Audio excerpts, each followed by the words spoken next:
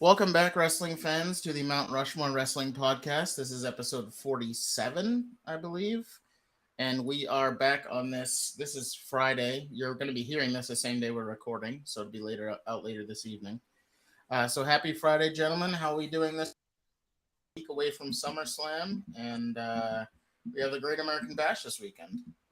We got a lot of stuff coming up. We have August is a very busy month, and it's pretty much starting this weekend with Great American Bash on Sunday. We got SummerSlam the weekend after that. We've got AEW pay-per-views coming up at the end of the month. And then we have some more pay-per-views announced in September. We have No Mercy coming back. So this is going to be a very packed, I would say, about 6 weeks for us. So, I mean, I think we're looking forward to it. We love pay-per-views. We love the review shows and the preview shows. So I think we're ready. Yeah, definitely. Outside of WrestleMania, I'd say like late summer to fall is usually like the most exciting time for wrestling fans with all the great pay-per-views. And that's when a lot of storylines start to really pick up in like a lot of exciting matchups that you get to see. So definitely looking forward to Great American Bash this weekend. And then obviously SummerSlam, the second best pay-per-view of the year. So it should be a good one. Close. Could be Rumble. Could be Rumble on there, but could be Rumble, yeah. That's debatable, I guess. Yep, definitely. So on this day today, there has not been a lot on July 28th in the past, so I'm going to be grasping for straws here. In 2008, there was a Saturday night main event taping that took place at the Verizon Center in Washington, D.C. The main event was Edge defeating Jeff Hardy. The other newsworthy note here is on the same evening, the general manager for Raw had the first Raw, and it was the first time WWE went to PG in 2008. So that's another note for the on this day. But we're going to move on quickly because there's not much else to talk about. Happy birthday, Noam Dar and Xia Li. Those are the two birthdays that I saw today as well. The news this week. So Chris did mention, we'll jump in first because we are talking a lot of NXT today. No Mercy was announced for September 30th as the next PLE for NXT. It seems like NXT is adopting a lot of the old pay-per-view names for WWE, which I think is, if they're not going to bring them back to the main roster, I actually think it's pretty cool that they're doing it for NXT to kind of have a theme. We've seen it now with the Great American Bash and coming up in September for No Mercy. So I think that's pretty awesome. And it'll kind of lead NXT to really having like a consistent basis for their pay-per-views as well. So I think it is really, really cool. Another thing in the news, a lot of AEW news to talk about quickly.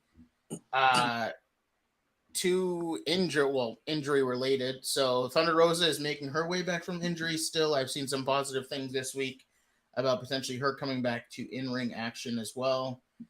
The downside of things, it's pretty much looking like Jamie Hayter will not be cleared in time to make it to All In at Wembley, which I think is a super buzzkill. And honestly, and it's not confirmed, obviously, but if she was to come back before All In, I think she would get that shot back at Toni Storm, and I potentially think she would win the title back. Now I don't think that's what's going to happen. I think what could be the match, honestly, is probably Britt Baker against Toni Storm, I guess.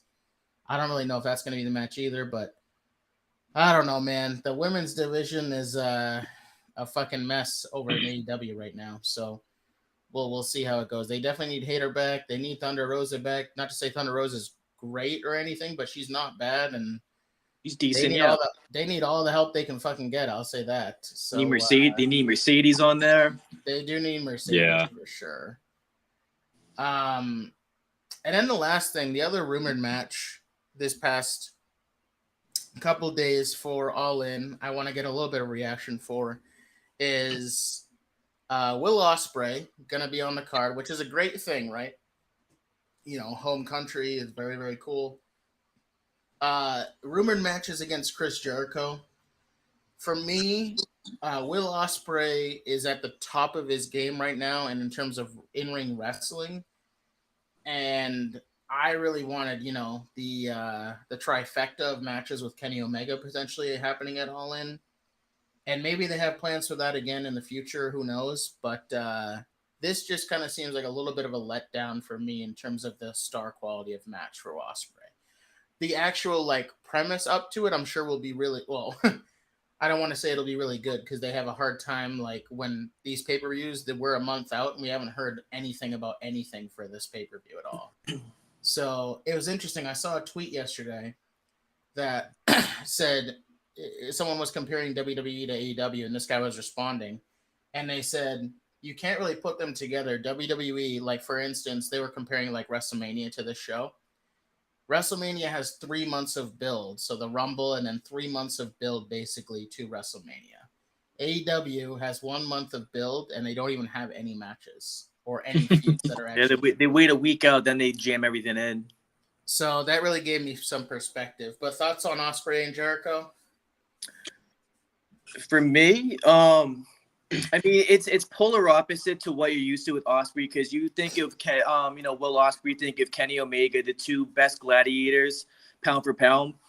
It's gonna be the opposite in terms of the story is gonna be really good if they decide to pursue it early, because Jericho obviously is one of the GOATs when it comes to promo and storytelling. But obviously at 50, how old is he? 53, 54? Jericho, yeah. 54-year-old man against Will Ospreay. Now, I understand that Will Ospreay is the best on the planet, arguably, so he can essentially hold it down, hold the fort down, and kind of carry Jericho. But I'm not really a fan of matches like that where one has to carry the other. So as far as the star quality, it'll be cool. As far as the build up, I'm sure there's gonna be good verbal sparring back and forth. But as far as the match quality, it's definitely a big a lot of steps down from obviously Kenny. But it's okay. I guess it's something to hold us down for a while, but to me, it's not really a shocker because the way Tony Khan books things, I didn't really expect anything less. I think that Will Ospreay can pretty much have a good match with anyone, so I don't necessarily hate it. It is kind of nostalgic having it be Jericho too, because Jericho for so long was basically the face of AEW and carried them for such a long time. And I do think that Jericho kind of knew that he was going to be put in a big match because he looks like he's been training. I feel like he hasn't had a good singles feud in a while.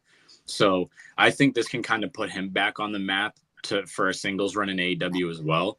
So I don't necessarily hate it. I mean, I think we all would have preferred the third match between Kenny and Ospreay this year. I think it would have made the most sense. But it seems like maybe they wanted to pump the brakes on that a little bit and give Jericho and Ospreay a first time ever and only time ever match. So, I mean, I think it's pretty cool, but the match quality probably won't be that great. But like I said, Ospreay can pretty much have a good match with anyone. So we might see Jericho do some different things that we haven't seen in a while. So, I mean, we'll see. Yeah, I don't want to hate on the match either because I actually don't think it'll be that bad. One thing, and Don Callis is going to be involved in this, I read. So yeah, anything with Jericho moving forward, I think it includes Don Callis. What is interesting for me, and I am still grasping on how they're going to do this, their pay-per-views, All In and All Out, are within a week of each other. Big mistake. How they're going to book this is going to be challenging for their already challenging ways they book pay-per-views. I feel like they're going to book up into All In, and then if they don't have all rematches a week later, they're going to just literally that week, they're going to decide who they want to put together, and then that'll be the card. So you got to think, though, in the coming weeks, I don't know if they're going to do this or not, because it's been the best thing going on, MJF and Adam Cole. But you got to think one of those main events of one of those pay-per-views is probably going to be MJF and Adam Cole, no? Because if not, I mean, what are they going to do? Wait another 3 months? I mean, if the feud ends there with MJF turning, I think Roddy's going to turn on Adam Cole and join MJF. So if that happens, I would assume that would be the main event because of the story and the crowd reaction you're going to get after a heel turn like that. And I think MJF has to defend the title at Wembley. I don't think that him and Adam Cole should be in a tag team match there. And then who knows? Maybe if they do a tag team match there, MJF turns on Adam Cole and then defends the title the next week. I don't know. But I feel like I mean, in front of however many people are at Wembley, you have to have a championship match that night. I think they're in a scenario where it kind of feels like the Sami Zayn with the Bloodline kind of feel, where they didn't anticipate that Sami was going to go over so quickly and that the build was going to work like this. I feel like that's how the AEW crowd is viewing like Adam Cole MJF, that it was originally supposed to be like maybe a month or so just to like test the waters and then start the heel turn. But since it's working and probably arguably the most like entertaining thing on AEW television week to week, it's in a predicament now. It's like, all right, do we just keep pursuing the story and having more content? Or do they just put a halt on it just for the sake of MGF defending the Triple B at Wembley? So it's tough. So just to give you perspective, if he doesn't main event either of those shows for the title, the next pay-per-view is Full Gear, and that's usually in November every year. So that means there wouldn't be that match. I don't see how they can stretch the Adam Cole MJF thing out until November. That would just be a lot of repetitive, and granted, I guess if you had Roddy, you can give it some time, but what are your main events for All In and All Out if you don't do that match? If you add Roddy, then it's probably going to be Roddy and Adam Cole at Full Gear, unless they do it on a Dynamite, right? You mean like at All Out or All In? No. Full Gear wouldn't be until November. You think they would stretch it out to November? Think between Adam Cole and Roddy, yes. Okay. Because I don't see if they defend the title at All In and it's MJF and Adam Cole at All In. You think that'll be the match? I don't know, but I'm saying if they do that match at All In and Roddy somehow gets involved that night and screws Adam Cole, I don't think they're going to have Adam Cole and Roddy the next week because there's no really story there. I think they have to drag them out somehow. So I think it makes sense to have, to me, it makes sense to have a tag match at All In and then have one turn on the other that night and then set up the title match for the next week at All Out. This is what I would do. And also depend on MJF's contract, because they have to go through that scenario too. If MJF does not re-sign, he's dropping that belt to Adam Cole. I don't see any other person that's like, you could say Bryan Danielson, but he hasn't really developed much steam because he's obviously occupied with the BCC and everything.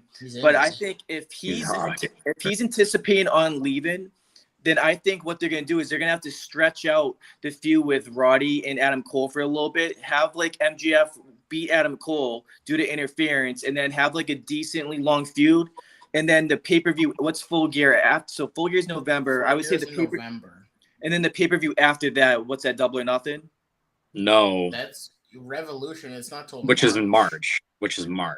So MJF's contract ends in January of 2024. So unless they have him lose it before then, he would have to lose it pretty much at Full Gear. He would have to lose it Full Gear. Either Full Gear or they might just do like on a Dynamite sometime in December or something. That's what I'm thinking.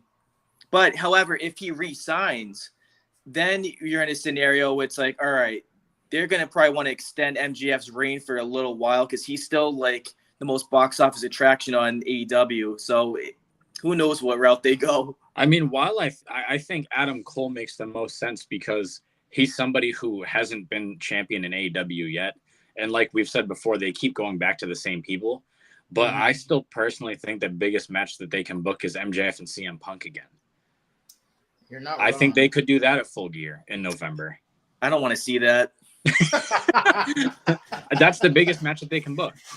Ratings wise, I agree, but quality wise, CM Punk has lost a lot of steps in the ring. He looks a lot slower, but ratings wise, it makes sense. I definitely agree. Quality wise, it wouldn't be as good as something else, but story wise, it makes the most sense. Yeah, for how hot Adam Cole and MJF are, I do think the story between them would be really, really good as well. Yeah.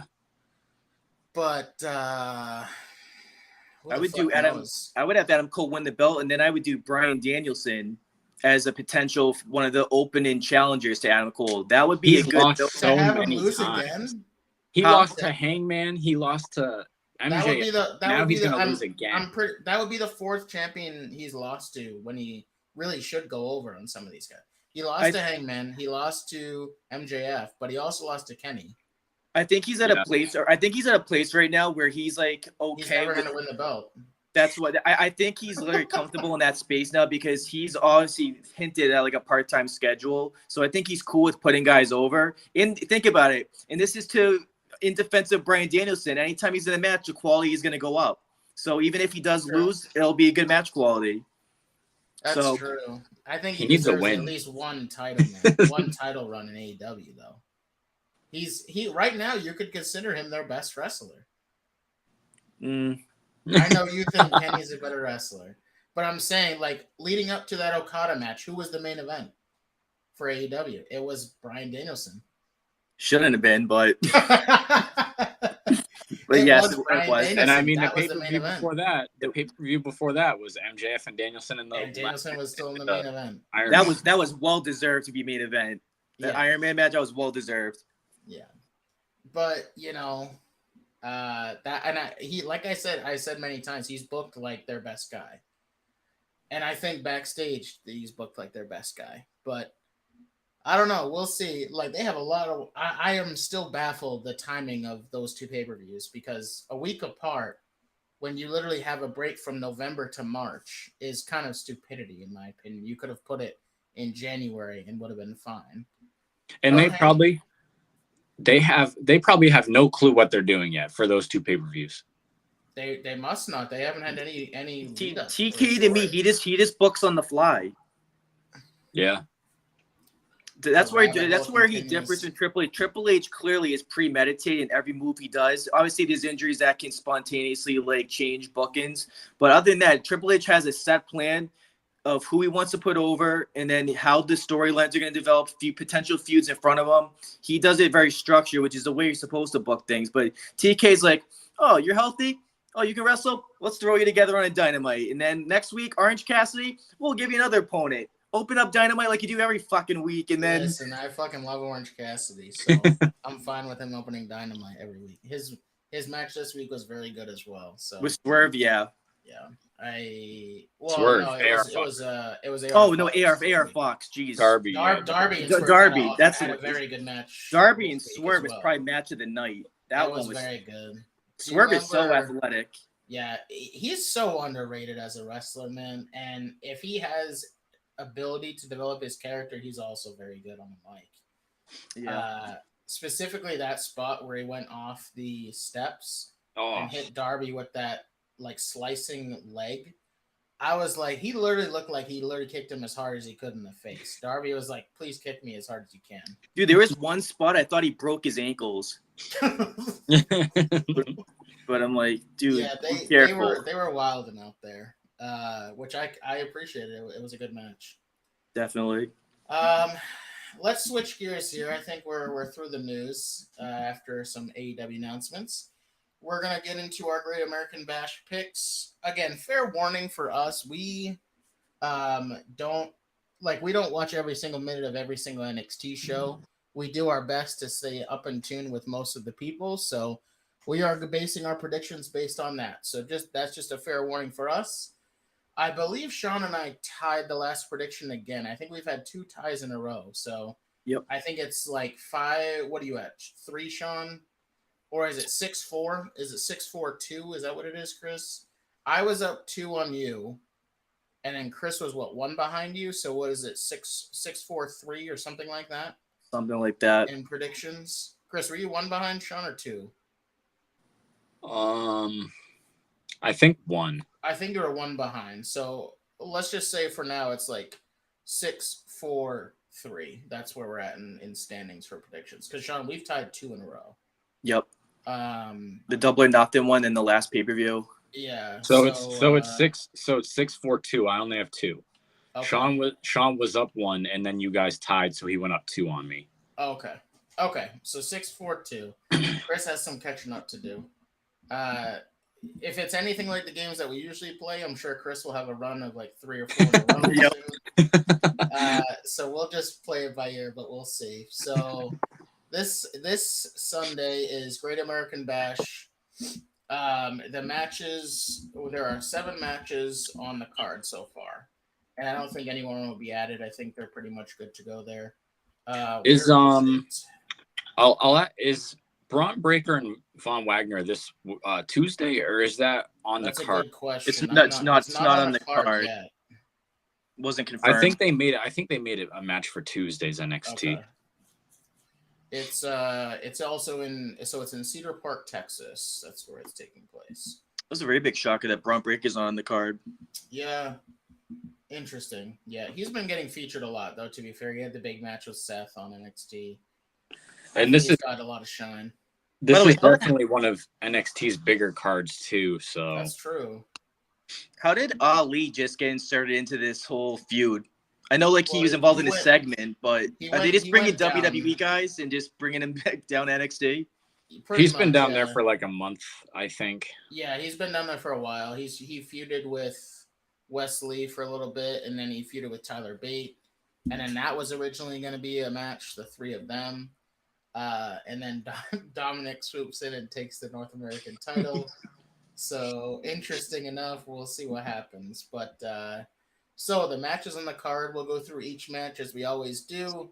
1 through 7, 7 being the highest confidence points we have for it, and then 1 being the lowest. So we go 1 through 7. We will go snake style as we always do. First match on the card is the opening match. We have, I don't know if this is actually the opening match. I think it's the pre-show match. Dragon Lee, Nathan Frazier, Yulisa Leon, Valentina Feroz against the Meta 4. So it's Noam Dar, Oro Mensah, Jakara Jackson, and Lash Legend. This one, I'll start us off. I have Dragon Lee, Nathan Frazier, Yulisa Leon, and Valentina Feroz, and I have them for 2. I'm not confident in this match at all. I think this can completely go either way.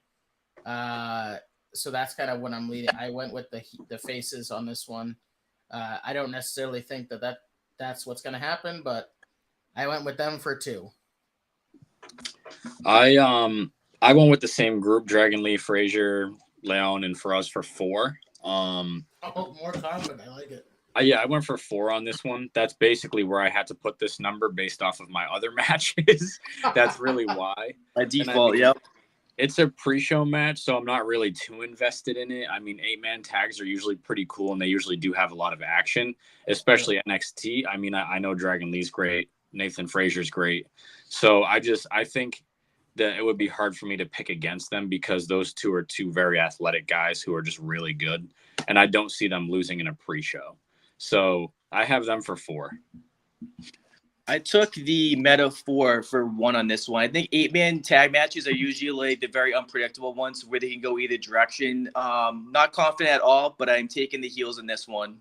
Good choice. Mix it up. We already have differences, as I like to see. Absolutely.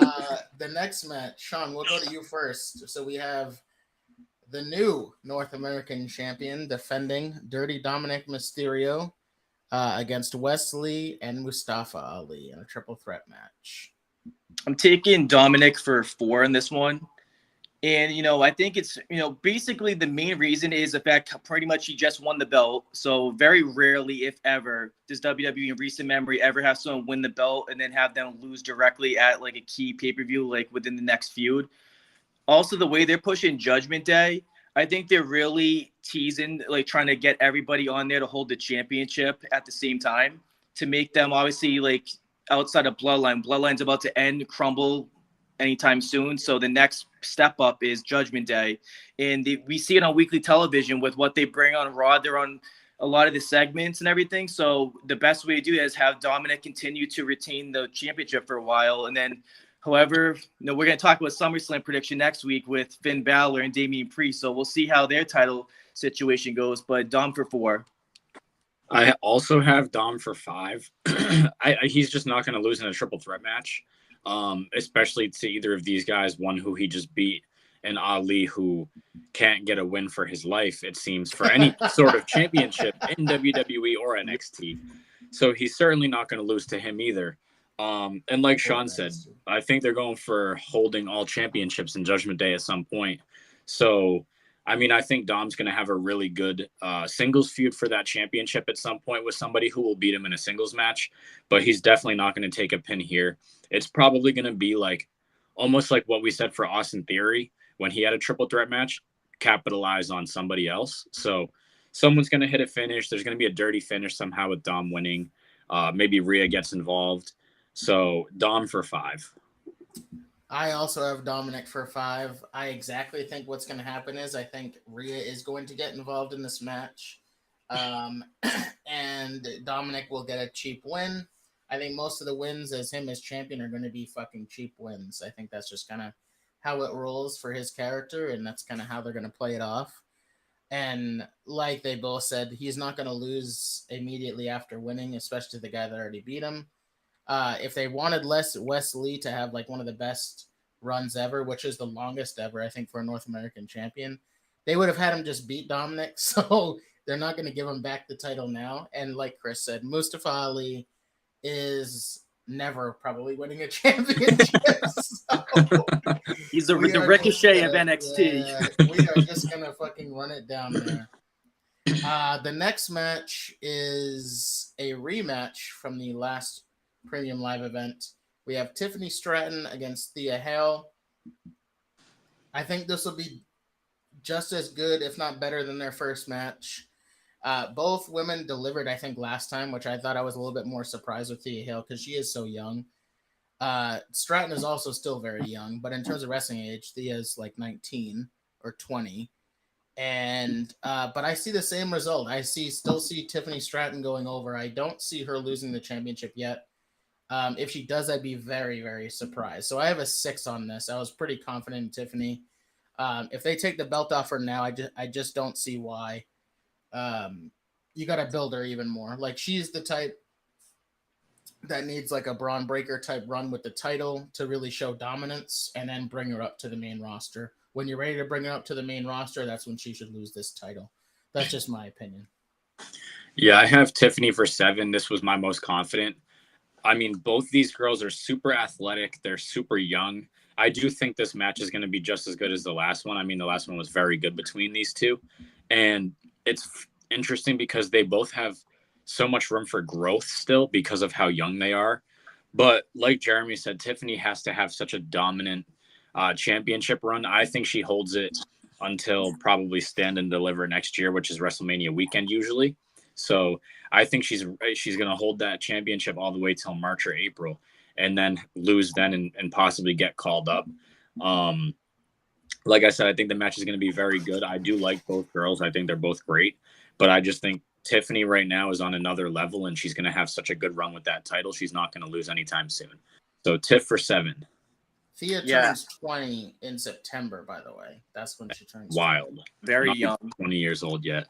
That's crazy. I also have Tiffany for 7. It's definitely not her time to lose it. I think Tiffany is, clear cut the face of the women in NXT. I don't even think it's close. People want to say Roxanne Perez and maybe Cora Jade down the line. Okay. But right now, this is Tiffany's division, and she's going to go out and dominate till I also think WrestleMania weekend. So until then, I just think they're going to feed her challenges, kind of like a Rhea Ripley situation. Just feed her until they get her to WrestleMania weekend. And then if they have her drop the belt, then that's where she'll drop it.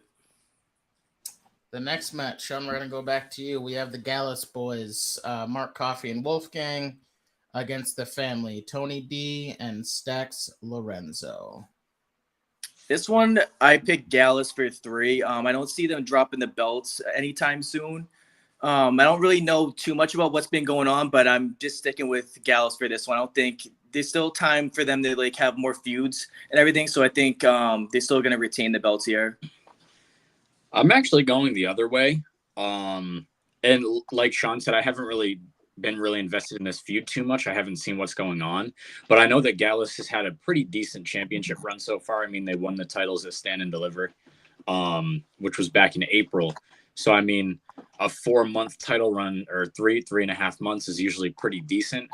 And to me, it's like, why keep feeding Tony D to these teams that are just going to beat him? I think that Tony D needs to pick up a win at some point, especially with Channing Stax as well. So I think that they're going to pick up the win here. I have the family for 1.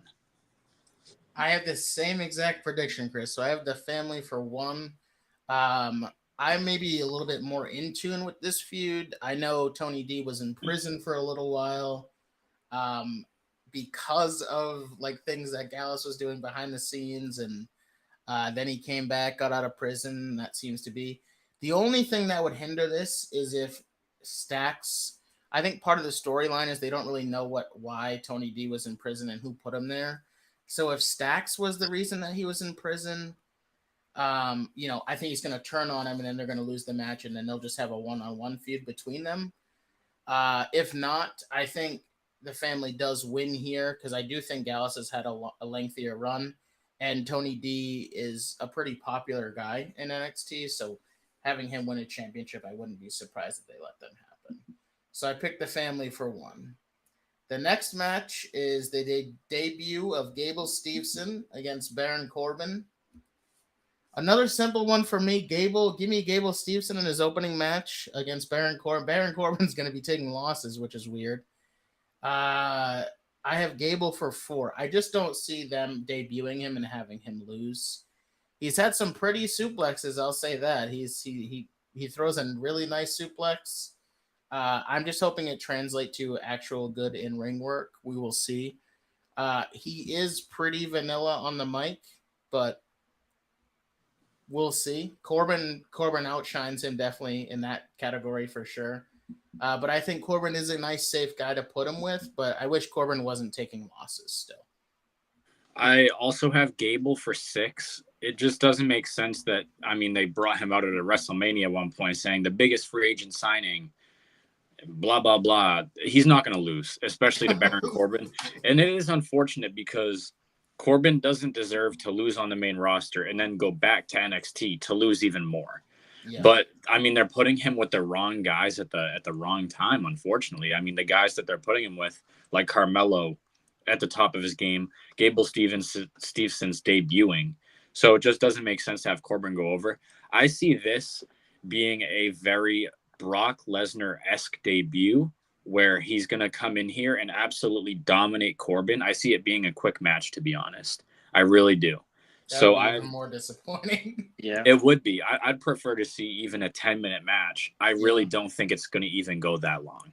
So I have Gable for 6. I also have Gable for 6, and I think it's probably going to be like a 5 to 6 minute match. And just when I think that WWE couldn't fuck up Baron Corbin anymore, here we are, giving a guy who there's projecting is going to be the next Brock Lesnar on his debut. And he is not losing at all. 0 chance whatsoever. If they do, then someone's clearly going to interfere in this match and cost Gable Steveson to have like a better feud. I don't see that happening. This is going to be probably a 5-6 minute match where I think Corbin will get some offense, and I don't think it's going to be a Brock Lesnar type domination. But I think that at the end of it, Gable is going to look very good in this match as far as dominance for the most part. I think Corbin will get some decent offense. Maybe he doesn't hit the deep 6 or NDDs. I don't think he's going to hit either his finishers. But I think he'll get some offense in so it doesn't make it look like a complete squash. But, yeah, this match just doesn't make any sense. It should be a no-brainer. What a buzzkill. Poor Baron Corbin. Poor Mustafa Ali. You thought they'd get better going down to NXT. Poor guys. Oh, God. The next match, Sean, we'll go back to you, is Roxanne Perez versus Blair Davenport. They've had a pretty decent-sized feud going on. Blair's been attacking her, and I believe Blair won the first match between them. Yep. This is a weapons wild match, so there'll be some weapons involved. So, Sean, we'll go to you first. I'm taking Roxanne for 2 because Davenport did win the first match between them. And the way they're booking Roxanne, she's been taking a lot of losses lately. So I think this is going to be the breakthrough, like the David versus Goliath type of feel where she's going to pull through and get a victory, then hopefully get back into the title picture. I think that their first match is pretty decent. So I think the second one will deliver even more. I also have Roxanne. I have her for 2. It just wouldn't make sense to have her lose to Blair twice in a row. While I do think the match does favor Blair being a weapons match, I think that Roxanne Perez is going to take advantage of that actually and use it to her advantage instead. I think Roxanne is honestly just better than Blair as well. So I do think it's going to be a very good match. I think it's going to be better than their first match too, because it's a stipulation match. But I see Roxanne going over. I wasn't too confident in it, So I only put a 2 on it, but I do have Roxanne for 2. I also have Roxanne clean sweep. I have a 3 for Roxanne. I'm pretty confident that she's going to get her win back here. If they have a third match, so be it, but I would see Roxanne going over in a third match as well. She's someone that I think could be coming up earlier than the rest of them. I think they want to get her exposure on the main roster, and I think they'd want to push her a little bit before they, she could be an after SummerSlam type call up. I don't know if anyone else is seemingly going to do that. I would say Braun Breaker, but I'm not sure if they're going to do that either. So for me, I think she's done a lot that she needs to do on the NXT roster. So I don't really see her needing a championship either anymore. I mean, she won the title, but I think she's done what she needed to do. And I'm not huge on Roxanne Perez. I do think she is good. I just think she is, like, when someone like Tiffany Stratton is there, I think she's just outclassed, honestly. But I do think she's a good wrestler. The size thing obviously is what comes into mind, I think, with a lot of women. Like, if you put her up in a Charlotte Flair match, is she gonna dominate her? I really don't think so. But again, this is the same thing that we talked about, like with the Rey Mysterio thing. Rey Mysterio did really well with larger men in the past before in matches. So I think she could potentially do the same thing, moving up to the main roster and doing that. So I have Roxanne for 3. And then the main event most likely will be Carmelo Hayes against Ilya Dragunov. I think this match will be very, very entertaining. And I think it'll give Carmelo a different type of challenger than he's used to. Braun was that physical, larger athlete type of vibe. Ilya is just like someone that's going to fucking fight for like 7 years in there and really just give you everything that he's got. I have Carmelo for 7. I do not think he's losing this championship yet. But what I will say is I think Dragunov is so fucking good, man. I am so high on him in his future in WWE in general. And I think that, recently I went back and watched his first match in NXT UK with Cesaro. And I thought that match banged. And I thought it did when I first saw it. And I didn't know who the fuck he was. Now that I know who he is, man, he is just getting better every week, developing those mic skills. But him in the ring is just so entertaining to watch. I have Carmelo for 3. While I don't necessarily think that Carmelo could lose, I think that Dragunov might be his toughest opponent yet. And he faced Braun Breaker and defended his title against Braun Breaker. I think this might be his best match yet, too, with Dragunov. I think Dragunov's just that good. And I do think that he should be the one to win the championship at some point from Carmelo. So I thought it was a bit early to put these two against each other. I agree. So that's why I wasn't too confident in it, especially seeing, we saw a ton of NXT people on SmackDown. I think it was a Raw last week or something. Yep. I think it was SmackDown. So, me thinking ahead, I would love to see a new Hurt Business with Bobby and Carmelo and Trick and the Street Profits. So I'm already thinking that far ahead when I'm getting a little too ahead of myself, because I would love to see Dragunov win the title here and then Carmelo come up. I think everybody would love to see that, but it's just too soon, I think. So that's why it's possible though. I put it 3. Would you be disappointed in that happening? No, I would prefer that. Okay. I would prefer that because I think Carmelo is ready. I think Trick is ready. I think they're great together. And I think Bobby could be a really good mentor for them. Yeah. So I would prefer Dragunov winning the title here. I just think it is a little bit too soon to have Carmelo drop the championship, especially after beating Breaker, who had like the longest reign in the history. Yeah. So I went with Carmelo for 3, but I'm not very confident. And I'm kind of rooting more for Dragunov. I will say that. I'm taking Melo for 5. And part of that is because for the most part, Dragunov has kind of dominated most of the build-up. I understand like the last, I believe it was the last week where they were able to coincide and team together in like a 6-man tag. But there's one episode where I believe Trick got involved in Dragunov, and then Melo jumped in to take like the hit.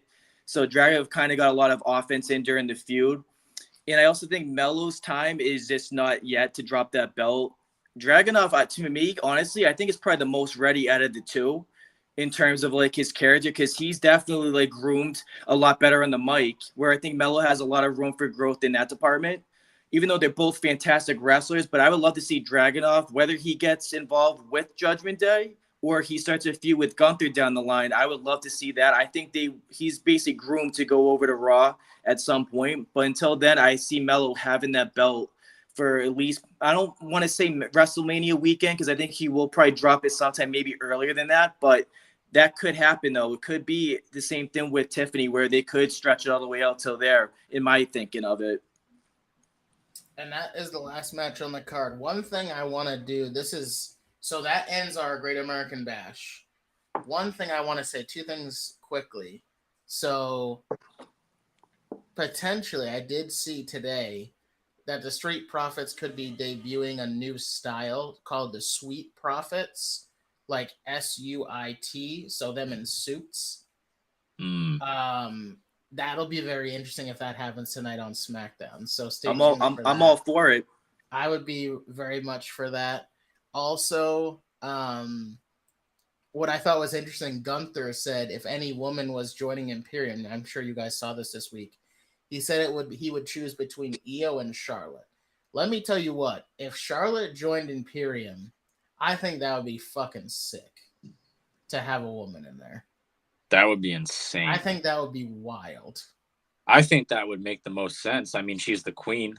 Yeah, I don't think Io fits as well as Charlotte does in that faction. Well, I'll say in that regard, the only thing I can see Io possibly being the one, for the fact that she wouldn't have to really talk in the mic. Gunther can kind of hold down that department. That's true. Other than that, Charlotte is a good fit, because Charlotte obviously one of the top tier wrestlers, and it would just make sense as well. So I could see either one of them going over there. Imagine seeing a War Games match with Imperium and Judgment Day. Yeah, that would be awesome. That'd be very cool with Charlotte and Rhea in it. That'd be very cool. Yep. Now, would they do rules where Charlotte and Rhea are allowed to get in contact with the men, or did they? I think they would say they can get in contact with the men, to be honest, because I think those are the two people. Maybe you can put Bianca in there that could really do it. Yeah, to be honest. You bet your ass Rhea has no problem with it. And honestly, Bianca, she could probably join the Hurt Business too. I was just about to say, if you go back in old school teams, say you go back to the way NXT did it, they had 3 teams in War Games. Yeah. Yep. So if you had the fucking Hurt Business, Judgment Day, and Imperium, that would be a wild match. That would be good until Vince is like, what is this shit? That'd be fucking awesome. So you'd have the Street Profits, Lashley and Bianca. Yep. Imperium with Charlotte, and then you'd have Judgment Day. That would be wild. That would make sense too, because if they're like going the direction of making Bobby and all them heels, they're kind of doing that with Bianca right now. Like we're seeing early stages, so that would make perfect sense. And obviously Bianca and Montez being together as a couple, that'd be really cool to have that element in. So let's make it a fatal 4-way. Throw the LWO in there. Santos, Lillian, and the 2 random guys. Oh, what they do? They scrap the U.S. feud. They scrap Santos versus Ray. Like, you know what? We're gonna hold that for a while. We'll do that afterwards. We're gonna unite together still. Be the 4th team on War Games. That'd be intense. That would be a wild match. That's some good booking. We gotta talk to Vince about that good shit booking. and then last but not least, put it back to Boston like they did last year. Oh, yes. God. Yeah, we'll never get that again, I don't think. But probably not. We got lucky last year. I'm not sure if we'll have. That'll be an interesting thing to see. Like next year, if we get a premium live event, I think we may go a couple years without one. To be honest, I think last year was kind of like that was kind of a reward for the COVID one we missed. Yeah. Well, we were already supposed to have one, and that would have been 2 years in a row that we had one. So this year, what? We don't have any. But they had a NXT event in Lowell. What was that, Vengeance Day? Yeah, it was Vengeance Day. So I would be interested to see next year. Maybe we'll potentially get a premium live event. Obviously, we're not going to get any of the big ones. Like, we're not going to get SummerSlam or Rumble. Those are moving to 2 biggest stadiums now, I think. So Detroit. When was the last Detroit premium event they had? I'm not sure, to be honest. The only one I That's a remember, lot. now obviously I'm sure there's some in between. The last one I remember was WrestleMania 23, but I'm sure obviously there was stuff in between, but I can't remember the last one Well, outside think about Puerto Rico. That was their first event since New Year's Revolution 2005, and Montreal, that was their first one in God knows how long. Yeah. So yeah, They need to it'll continue be with the Montreal ones. Montreal, they got to continue with that. Now, Puerto Rico is tough because you have to see those for like the selected Damian Priest and Bad Bunnies, and that's going to get a little boredom for like the fans. But as far as the energy of the crowd, Puerto Rico, clear cut, was the best crowd I've ever witnessed. Bad Bunny will be at every PLE in Puerto Rico if they have it. So and Damian as long Priest will as he's probably be main event for every single. around. That's probably true. Zelina will be on the but, card. Yeah, most likely. Maybe But win the yeah, belt. this wraps up another episode for us, episode 47. Really appreciate you. Stay tuned. We'll be back next week. At least one of the episodes will be our SummerSlam prediction show, which should be an absolute incredible show. Already 7 matches, probably going to be 8 matches, but we're really, really looking forward to SummerSlam and enjoy Friday Night SmackDown tonight, and we'll see you next week.